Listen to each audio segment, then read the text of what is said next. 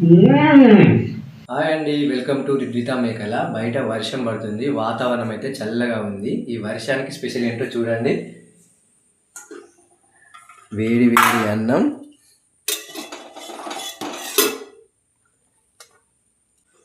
దీనికి combination chicken gravy curry. Leg piece super, curry అయితే సూపర్గా వచ్చింది. వేడి వేడి అన్నంలో చికెన్ గ్రేవీ కర్రీ, ఆనియన్, నిమ్మకాయ, ఇలా నిమ్మకాయ పిండేసుకో. కాదండి, టేస్ట్ ఎట్లా ఉందో చూసేద్దాం.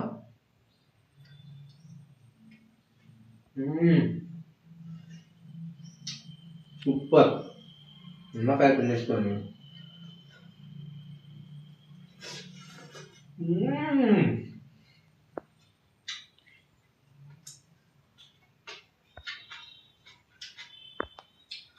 ఇలా టేస్టీగా ఉండే చికెన్ గ్రేవీ కర్రీని బ్యాచిలర్ టైప్లో రూమ్లో ఎలా చేసుకోవాలో ఈ వీడియోలో చూపిస్తాను. వీడియోను పూర్తి వరకు స్కిప్ చేయకుండా చూడండి.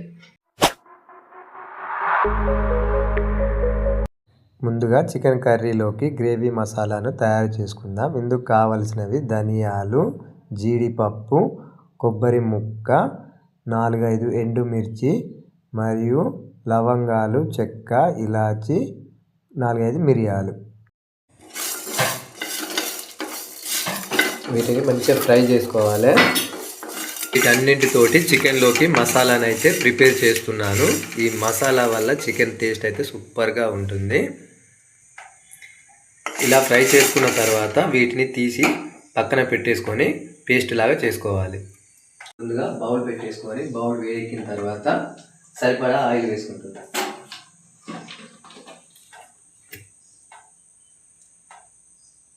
చికెను ఎప్పుడు మాదిరిగా కాకుండా బ్యాచిలర్స్ రూమ్లో ఎలా వండుకుంటారో అలా ఈరోజు వండి చూపిస్తాను. ముందుగా ఆయిల్ వేడెక్కిన తర్వాత బగారాకు వేసుకుంటున్నా.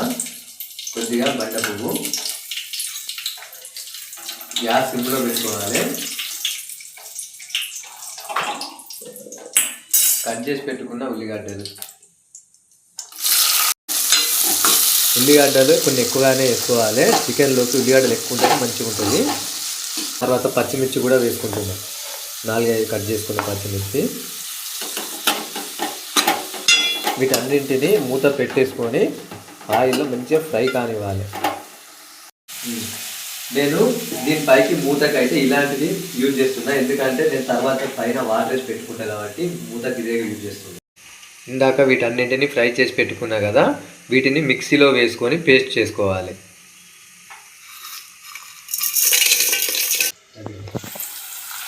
చూడండి, మంచిగా ఫ్రై అయిపోయినాయి.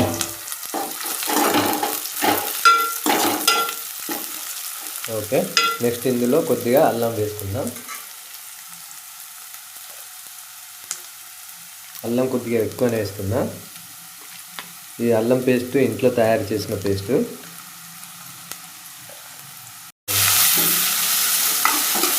ఈ అల్లం మొత్తం కలుపుకున్నాక మళ్ళీ ఒక 5 మినిట్స్ అల్లం ఉడికేలాగా మూత పెట్టేసుకోవాలి.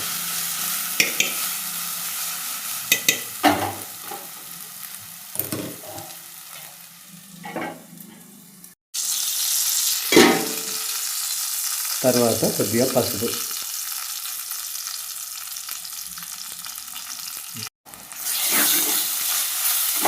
కూడా కట్ చేసి వేసుకుంటున్నాం. ఈ టమాటా వేసుకున్నాక కూడా ఒకసారి కలుపుకొని మూత పెట్టేసుకోవాలి.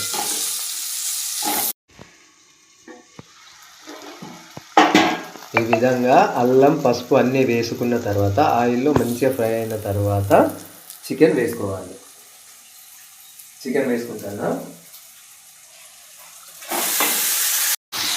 చికెన్ వేసుకున్నాక ఈ గ్రేవీ ఒకసారి చికెన్ మొత్తం పట్టేలాగా కలుపుకోవాలి.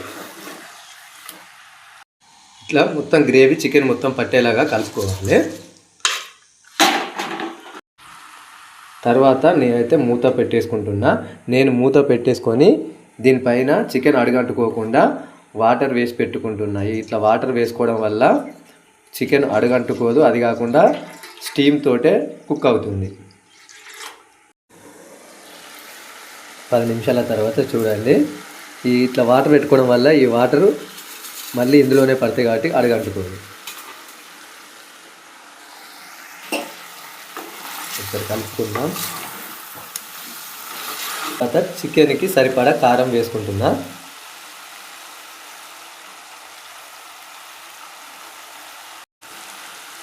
తర్వాత ఇందులోకి తయారు చేసుకున్న గ్రేవీ, సరిపడా ఉప్పు ఇవన్నీ వేసుకున్న తర్వాత ఈ ముక్కకు ఇవన్నీ పట్టేలాగా ఒకసారి మెల్లగా కలుపుకోవాలి.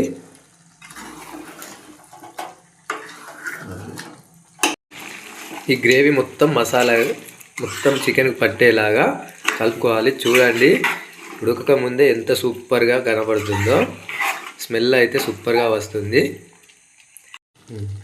చూడండి ఈ విధంగా మొత్తం కలుపుకోవాలి. ముక్కకు పట్టేలా కలుపుకున్న తర్వాత మళ్ళీ పైన ఒక 10 మినిట్స్ వరకు మూత పెట్టేసుకొని దానిపైన వాటర్ వేసి పెట్టుకున్న ఒక 10 మినిట్స్ వరకు ఉడకనివ్వాలి. చూడండి ఎంత బాగా కుక్ అవుతుందో, ఆయిల్ మొత్తం పైకి ఉడికింది కాబట్టి పైకి తేలింది. ఇట్లా గ్రేవీ వేసుకున్న తర్వాత ఈ విధంగా ఉడకనివ్వాలి. సరే మెల్లగా కలుపుకోవాలి. గ్రేవీ చికెన్ కర్రీ అంటే ఇలానే ఉండాలి. ఈ గ్రేవీలోకి చపాతి కానీ పూరి కానీ పుల్కా కానీ సూపర్గా ఉంటుంది. ఈవెన్ రైస్లో కూడా సూపర్గా ఉంటుంది. ఫైనల్గా కొత్తిమీర ఆకు వేసుకొని మూత పెట్టేసుకొని ఒక 5 మినిట్స్ మళ్ళీ ఉడకనివ్వాలి. చూడండి కర్రీ అయితే సూపర్గా వచ్చింది. కర్రీ అయితే మొత్తం రెడీ అయిపోయింది. చూశారు కదా మా వీడియోను. మా వీడియో కనుక నచ్చినట్లయితే మా ఛానల్ని స్కిప్ చేయకుండా వీడియోను పూర్తి వరకు చూసి మా ఛానల్ని సపోర్ట్ చేయండి. బాయ్.